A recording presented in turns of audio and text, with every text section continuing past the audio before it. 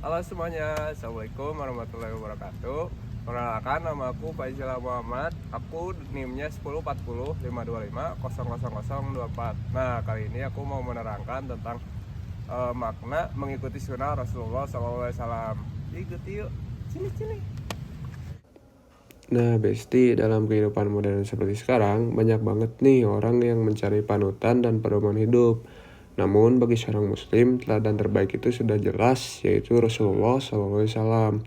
Mengikuti sunnah beliau bukan hanya sekadar kewajiban, tapi kebutuhan agar hidup kita tetap berada di jalan yang diridhoi oleh Allah Subhanahu wa Ta'ala.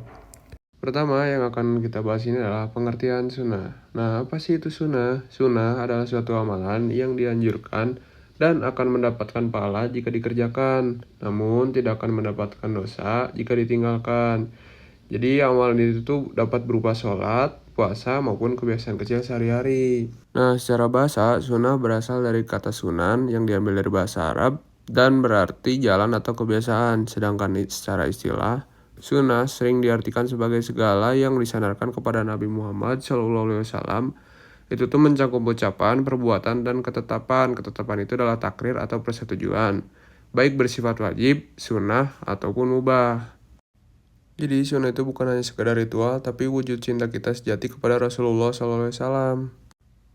Yang kedua ada fungsi sunnah. Sunnah itu memiliki fungsi sebagai berikut. Di antaranya, yang pertama itu ada mendekatkan diri kepada Allah.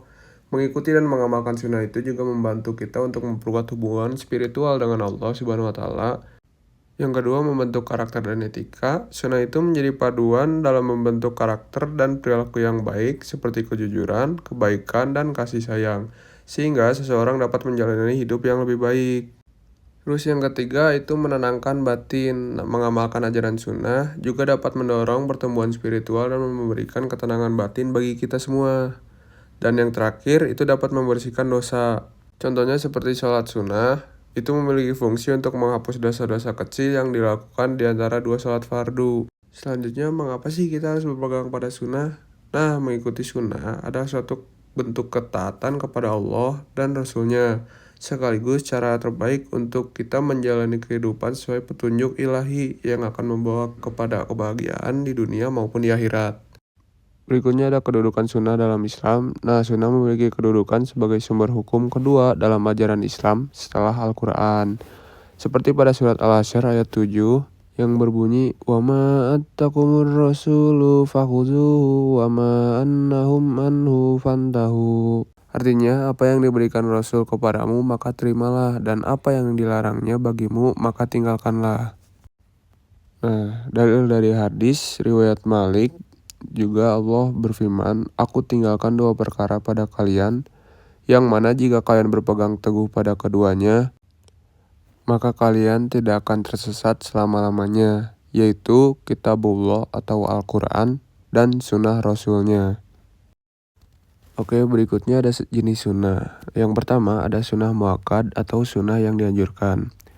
Ini tuh amalan yang selalu dilakukan oleh Nabi Muhammad SAW dan jarang ditinggalkan. Contohnya apa sih teman-teman? Nah, contohnya tuh sholat rawatib atau sholat sunnah yang mengiringi sholat wajib, khususnya 2 rakaat yang muakkad dan azan atau iqomah bagi seorang lelaki. Lalu berikutnya ada sunnah ghairu muakkad atau anjuran biasa. Nah, ini tuh amalan yang dilakukan Nabi Muhammad SAW, namun kadang ditinggalkan atau tidak ditekankan sekuat sunnah muakkad. Contohnya itu dapat berupa puasa Senin Kamis, sholat sunnah 4 rakaat sebelum asar, sholat taubat, dan masih banyak lagi. Lalu selanjutnya ada manfaat dan contoh penerapan di kehidupan kita sehari-hari.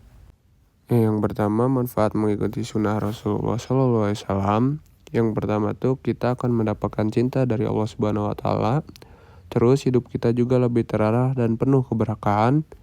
Yang ketiga, kita membangun akhlak yang mulia. Dan yang terakhir, mendapatkan syafaat dari Rasulullah.